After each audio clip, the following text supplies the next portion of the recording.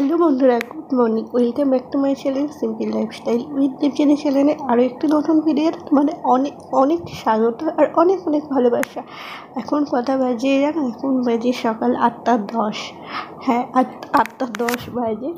আর আমি উঠেছি 7:30 বাজে। উঠে কর্তামশাইকে ফোন করছি যাতে উঠে পড়ে, কারণ আজকে আরামবাগ যাবে। তো আর তারপর না 7টার সময় ফোনটা ধরার পর না আবার সে ঘুমিয়ে পড়েছে। আর কালকে আমি এখানে এসেছি, সামনে হচ্ছে পরীক্ষা, তাই জন্যই এসেছি। এমনিতেও তো বাপির চোখ অপারেশন হয়েছে, তোমরা জানো। আমি যাতায়াত করছিলাম, মানে সকালের দিকে আসছিলাম, সন্ধ্যাবেলা বাড়ি চলে যাচ্ছিলাম, কিন্তু কালকে এসেছি। 2 দিন বাদে আমার পরীক্ষা, তাই জন্য। আর এই প্রথম, মানে মা চলে যাওয়ার পর এই প্রথম বাড়িতে না একা করে শুয়েছি। আমার না প্রচণ্ড ভয়ও লাগছিলো। মানে বাপি যখন চোখ অপারেশন হলো তখন থাকার কথা ছিল, কিন্তু না আমি ঠিক সাহস করে একা থাকতে পারছিলাম না।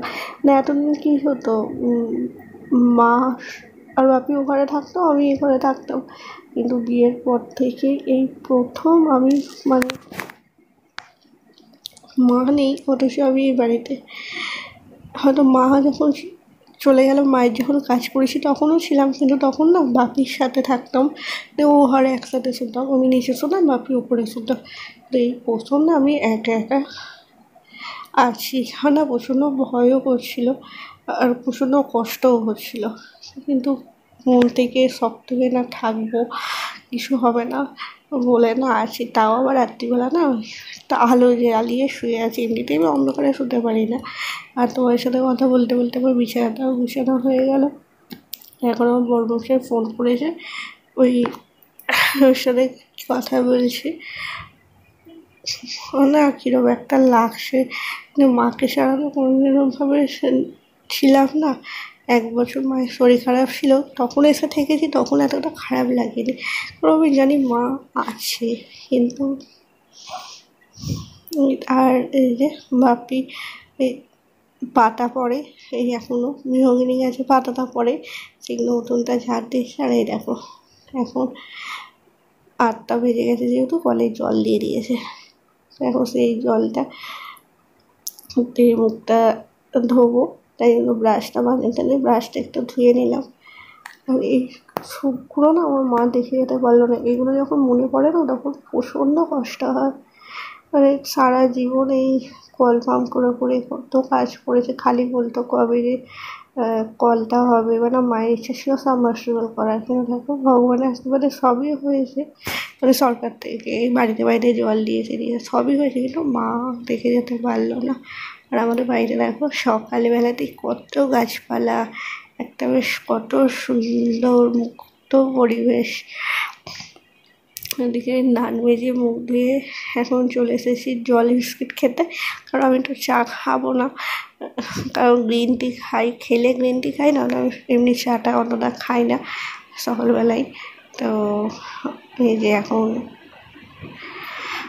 চা খাওয়ার বিস্কুট জল খেয়ে এখন একটুখানি পড়তে বসছে। তারপর সারাদিনে আমি কী করি না করি সবই তোমাদের সাথে শেয়ার করবো। তোমরা পুরো ভিডিওটি দেখতে থাকো, আশা করছি তোমাদের খুব খুব খুব ভালো লাগবে। কী পড়বো জানি না, সামনেই তো এর পরীক্ষা, আর এইটাই লাস্ট ইয়ার, লাস্ট সেমিস্টার। এই তো এখন মনে হচ্ছে এই তো সেদিন ভর্তি হলাম। মা জোর করে বললো না তুই ভর্তি হ, আমি আছি, তুই ভর্তি হয়ে যা। আমার অতটা ইচ্ছা ছিল না বলে বিয়ের পর ভর্তি হবো, কিন্তু আমার মা না তুই ভর্তি হ, আমি আসি বলে ভর্তি হলাম। দেখো পরীক্ষা শেষ হতে চললো, কিন্তু মাই আর রইল না। তো চলো কাজগুলো পড়ে নিয়ে তোমার সাথে কথা বলছি।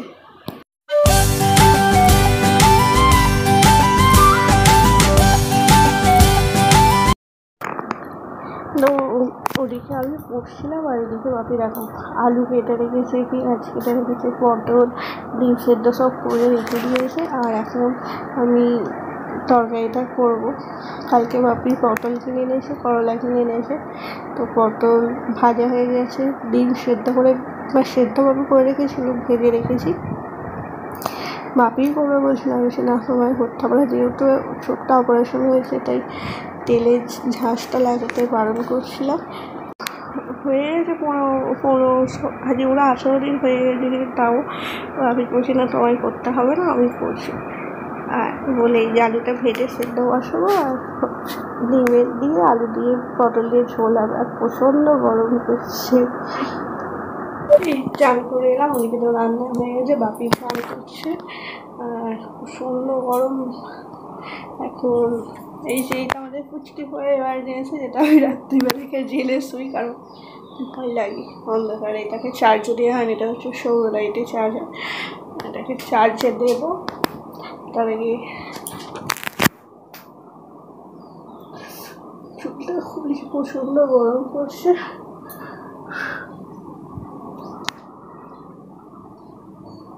এত গরম যে বলার নয়। তো চুলটা আসেনি, তার আগে ওইটা চার্জে দিয়ে আসে।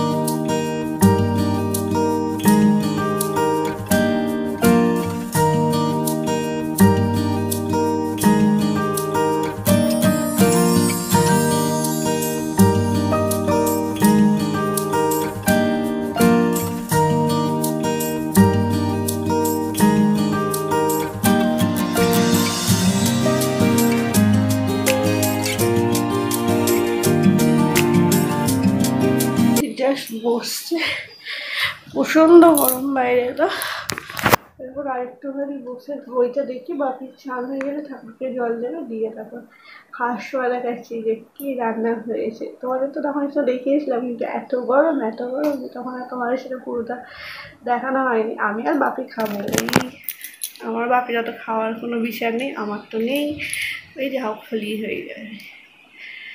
তো চলো খাওয়ার সময় সেটা কথা বলছি। বাপি চান করা স্যারকে ঢুক দেওয়া হয়ে গেছে, আর আজকে না খিদেও পেয়ে গেছে, 1:30 বাজে। তাই জন্য এই যে বাপি খাবার বাসছে আজকে, এই যে পটল দিয়ে আলু দিয়ে ডিম দিয়ে ঝোল আর করলা ভাতে দিয়েছিলো বাপি। আর প্রচণ্ড গরম, দৌড়ে খাওয়া যাবে না, তাই জন্য ঘরে নিয়ে চলে এসেছি, ফ্যানটা চালাবো। আর এই দেখো, এটা হচ্ছে মাকে না দেখালে তো আমার ভিডিওটাই অসম্পূর্ণ থেকে যাবে। আর এই যে বাপিকে বললাম নুন তেলটা দিয়ে দিতে, এখন ঘরে নিয়ে চলে আসছি। প্রচণ্ড গরমও করছে, বলে পাখাটাও চালিয়ে দিলাম, কারণ বারান্দায় পাখা নেই, এখানে খেতে পারবো না গরমের। তো চলো, একদম সিম্পল রান্না। আর অনেক দিন বাদে না করলা ভাতে খাবো। আমার করলা খেতে যে কী ভালো লাগে তোমাদের কী বলবো। তোমরা কে কে আছো আমার মতো তেতো জিনিসটা খেতে ভালোবাসো, জানি এটা। তো চলো খেয়ে নিই। Good evening. দুপুরবেলা খাওয়া দাওয়ার পরে একটু রেস্ট নিলাম, আর যা গরম যে একটু রেস্ট নেবো সেটাও শান্তিতে হলো না। আর এখন বাজে হচ্ছে 7:30, আর এই মাত্র বড়মশাইকে ফোন করলাম, ও ফিরছে। আর এই যে এখন একটুখানি বইটা আবার নিয়ে বসেছি, প্রচণ্ড গরম, কতক্ষণ পড়তে পারবো সেটাও জানি না।